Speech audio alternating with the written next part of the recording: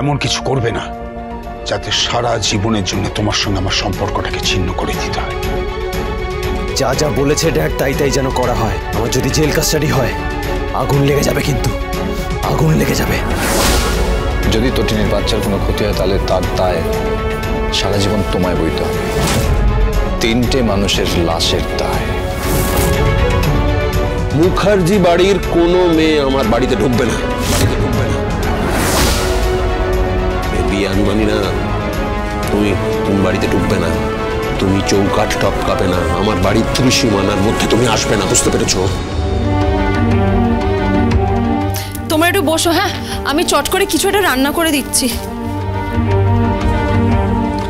তোমায় কিচ্ছু করতে হবে না, আমি আছি না। আজকে সব রান্না বান্না আমি করব। তোমার উপর দিয়ে প্রচুর প্রচুর ঝড় গেছে। আজকে তুমি বিশ্রাম করবে। আমি তোমার জন্য চা করে দিচ্ছি, তুমি চাটা খেয়ে বিশ্রাম করবে, ঠিক আছে? আর আমি চিকেনের ভাত করব। ফ্রিজে চিকেন আছে। তুমি কি করে জানো? আরে ম্যাডাম, লাস্টে আমি খেয়ে গেছিলাম, তাই চিকেনের ভাত। পা চিকেন কোরমা করবে? হ্যাঁ বাবা, চিকেন কোরমা করব। পা ফ্রাইড রাইস করবে? আচ্ছা বাবা, ফ্রাইড রাইসও করবে, তো চটপট গিয়ে চেঞ্জ করে যাও যাও যাও যাও যাও যাও।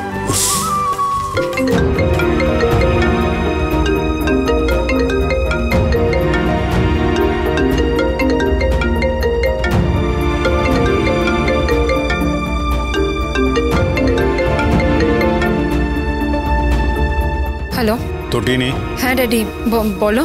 আরাধ্যার শ্বশুর বাড়িতে আরাধ্যার জায়গা হয়, ওরা আরাধ্যাকে ফিরিয়ে দিয়েছে। আরাধ্যা এখন আমাদের বাড়িতেই রয়েছে। এবার তুমি আমাকে বলো যে আমরা কি করব। তটিনী, এইভাবে চুপ করে থাকলে হবে না। তুমি বলো যে আমি কি করব। কি হলো, তুমি কথা বলছো না কেন? বলো কি করবো আমরা এখন। এর সবকিছুর দায় একমাত্র তোমার তটিনী, একমাত্র, এবং সারা জীবন এই দায় তোমাকে বইতে হবে। তটিনী, আজকে আরাধ্যার শ্বশুর বাড়ি যাওয়ার কথা ছিল, ওর বরণ হওয়ার কথা ছিল আজও কাল রাত্রি, বাট আনফর্চুনেটলি গোটা জীবনটাই কাল রাত্রি, জীবনটাই।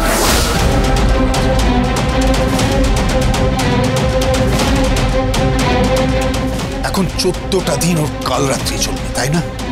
ওর বর জেলে গেছে, সবটা জানাজানি হয়ে যাবে, প্রেস মিডিয়া একেবারে 6 লাখ করে দেবে, যার যা খুশি তাই লিখবে।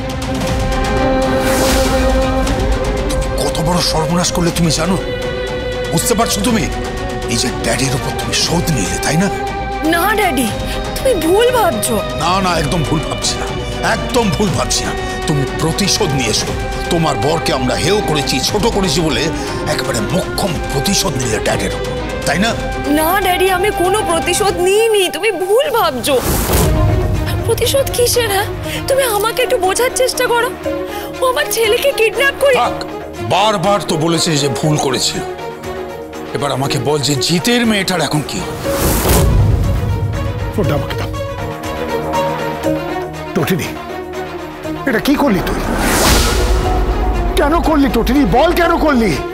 আমার মেয়ের উপরে কোন জন্মের বদলা নিলি বল?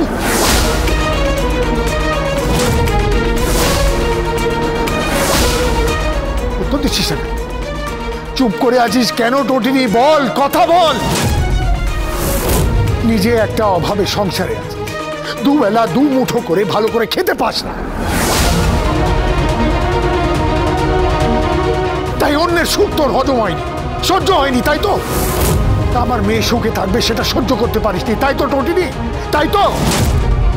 ওর ধনী ঘরে বিয়ে হয়েছে বলে তোর সহ্য হয়নি, তাই তো? ছোটকা, তুমি ভুল করছো। কোনো ভুল করছি না টটিনি, আমি কোনো ভুল করছি না।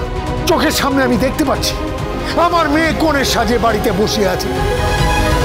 ওকে ওর শ্বশুর বাড়িতে নিয়ে যাবার দায়িত্ব তোর টটিনি।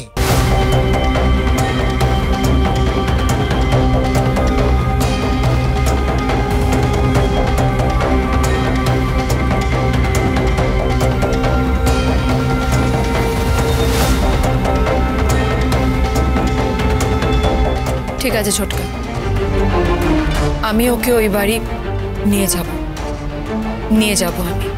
কথা দিচ্ছিস তুই? হ্যাঁ আমি কথা দিচ্ছি।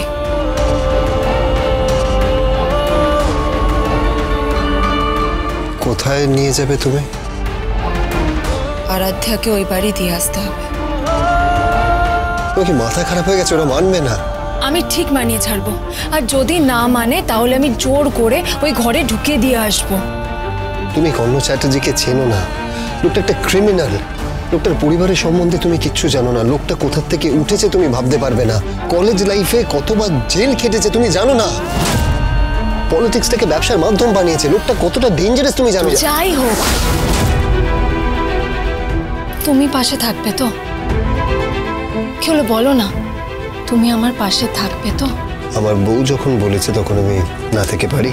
আমি একবার চেষ্টা করতে চাই, একবার চেষ্টা করতে চাই। আমি আরাধ্যাকে ওই বাড়ি পৌঁছানোর দায়িত্ব নিই একবার। দেখো, এটা তো ঘটনা যে আমি সত্যি যদি স্টেটমেন্টটা বদলে দিতাম তাহলে আরাধ্যার সংসারটা ভাঙতো না। আমি কর্ণ চ্যাটার্জির বাড়ি যাব, আমি যাব কর্ণ চ্যাটার্জির বাড়িতে।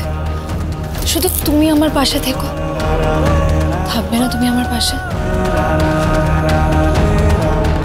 সব সময় থাকবে।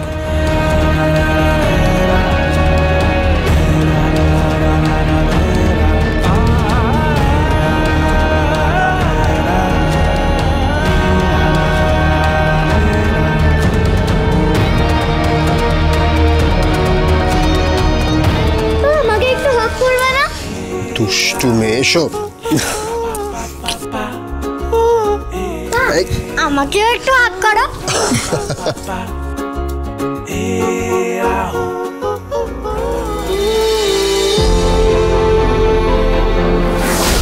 কি বললো? দায়িত্ব তো নিল, বলে ও নাকি নিজে যাবে কর্ণ চ্যাটার্জির বাড়ি।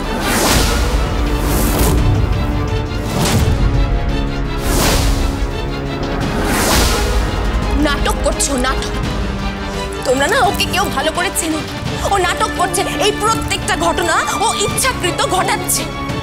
এই মুখার্জি পরিবারের ওর চরম প্রতিশোধ নিচ্ছে। প্রত্যেকটা দিনের হিসেব নিচ্ছে, প্রত্যেকটা দিন।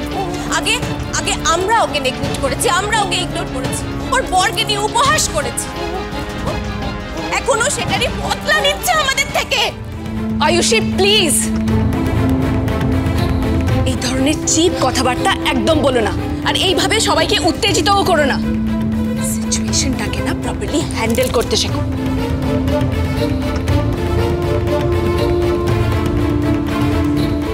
আরাধ্যা, আরাধ্যা দেখ, তুই একদম চিন্তা করিস না। আমরা সবাই এখানে আছি, কিছু না কিছু একটা হবেই। আমি কিছু না কিছুতে বিশ্বাস করি না। আমি আমার শ্বশুর বাড়িতে যেতে চাই। আমি আমার স্বাদ আহ্লাদ পূরণ করতে চাই।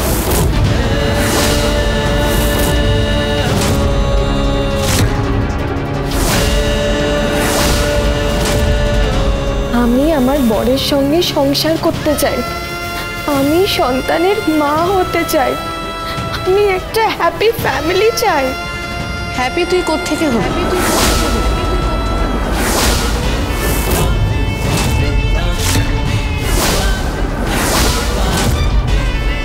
এইভাবে হ্যাপিনেস আসে।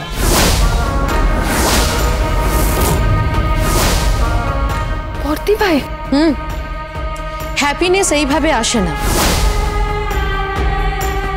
টাকা পয়সা দিয়ে সুখ শান্তি কেনা যায় না, ওটা অনুভব করতে হয়। প্রচুর কিছু থাকলেই, প্রাচুর্য থাকলেই যে সুখে শান্তিতে থাকবে এমন কোনো কথা নেই।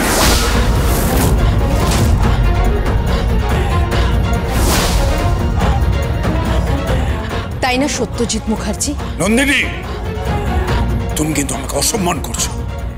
ভুলে যেও না যে আমি তোমার ড্যাডি হই। কবে ড্যাডি হয়ে উঠতে পারলে? সারাটা জীবন বরাবর সত্যজিৎ মুখার্জি হয়ে থেকে গেল।